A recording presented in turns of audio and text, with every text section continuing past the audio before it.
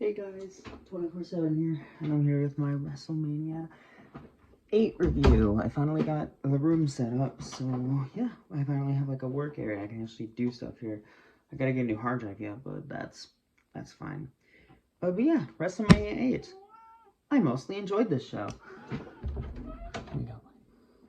But yeah, man, there are 3, maybe 4 matches on here that I actually really enjoyed. And the rest were mid to trash. So it's a mixed bag mania, but I'll take a mixed bag mania if I'm being honest, because the rest have been so like either one match shows or just all trash. So let's start with the opener: Shawn Michaels versus Tito Santana. They gave these guys, I shit you not, 20 minutes, and they did that for a couple matches here. It's like Bret Hart, Piper got 20 minutes. Randy Savage, Ric Flair got 25 minutes. The main event only got like 13 minutes, which is crazy, but not surprising.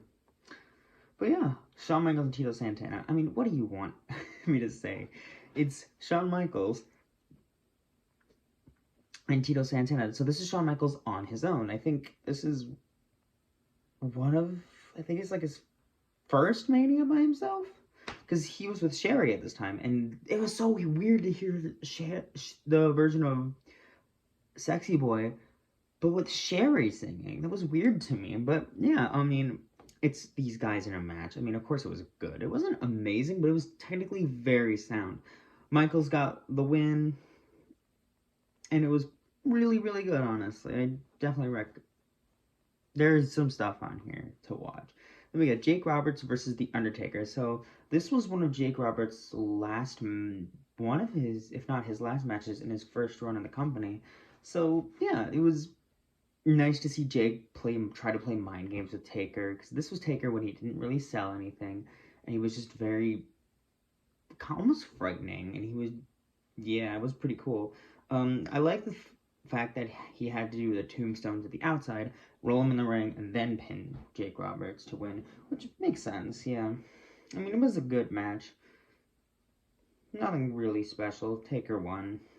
Then we get to probably one of the 2 best matches on this show. Bret Hart versus Roddy Piper for the Intercontinental title.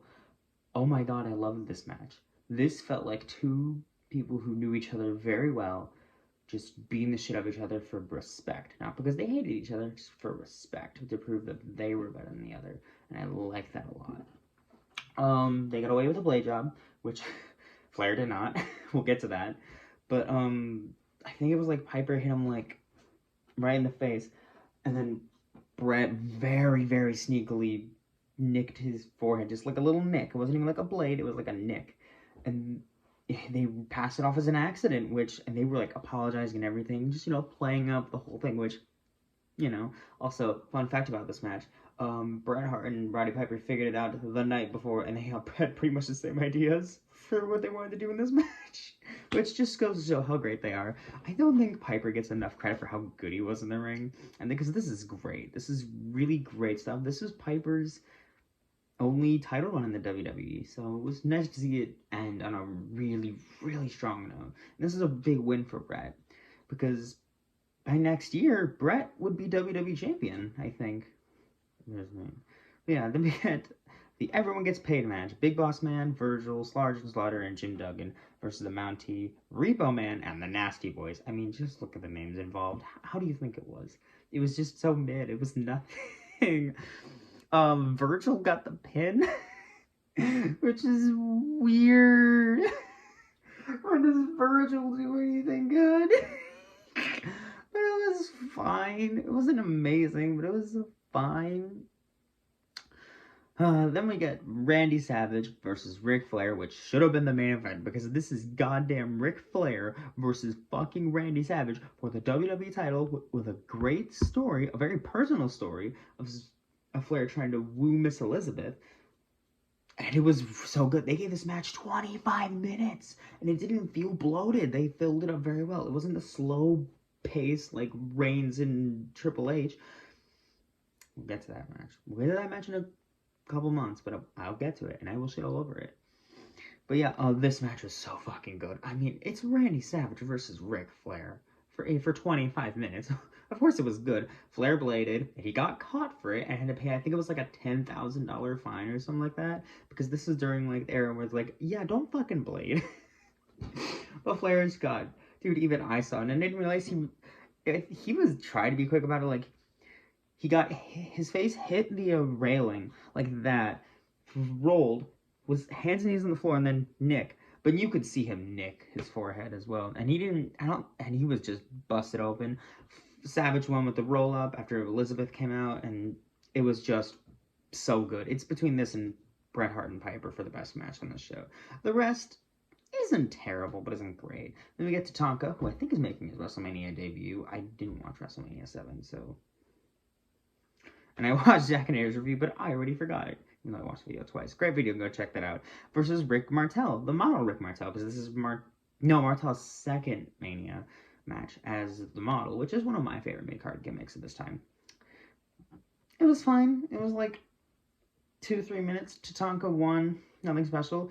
I don't know how I feel about the Native American people around the ring. It was just like, is this okay in 2023? But it was like fine. I don't have anything against Tatanka. It's just I didn't like him as a character. I'd never liked him as a character. Then we get the Natural Disasters versus Money Inc. for the tag team titles. This was a fun tag team match, honestly. My only problem with it is the ending, where Money Inc. with Jimmy Hart just kind of left of the ring and by a forfeit. So the Natural Disasters won by count out. Woo! I hate count out finishes. I hate DQ finishes on pay-per-views. Zack and Ayer agrees, they are so terrible. But this is like a fine match. Honestly, I really, really enjoyed it. Except the ending. Then we get to probably one of the worst matches on this card. It's Owen Hart versus Skinner. Who remembers Skinner, guys, in the semi-main? It was like 1 minute, 59 seconds. There was nothing to it. Owen won with a roll-up.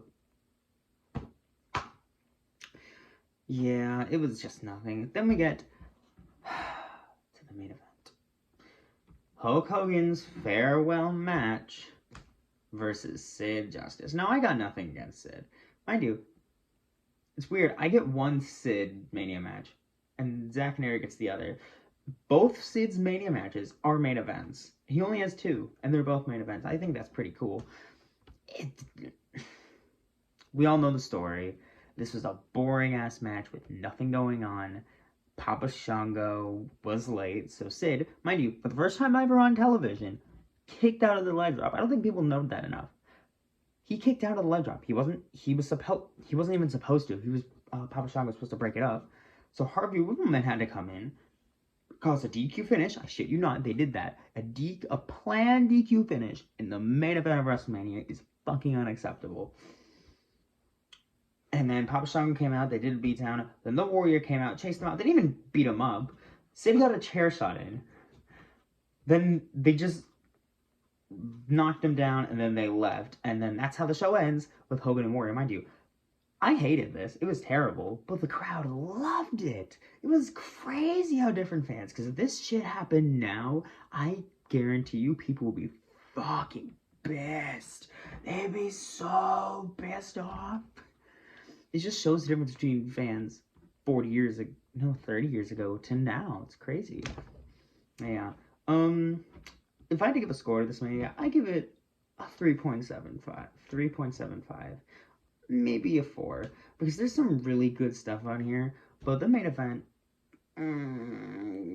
sucks. Owen Hart Skinner sucks. The 4-man sucks. The only 2 things that suck are the ending of the main event, the ending of the tag title match, Owen Hart and Skinner. The rest are kind of mid, but most things are actually pretty good on that show. So definitely, I'd say go watch Mania 8. Just skip the bad stuff and you'll be fine. But yeah, next time with WrestleMania reviews, Zack and Ayer will be reviewing WrestleMania 9. And he wasn't originally going to rewatch the show because he already watched it not that long ago. But I said, if I have to watch WrestleMania 32 and you have to watch Mania 9. So that's what he's gonna do. I hope he finds something to enjoy about it. Next time you'll see me will be the WrestleMania 10 review, which I'm excited to watch again because it's been forever since I watched Mania 10. So I'm excited to see if it still holds up. It's been 24/7, and I'll see you guys next time.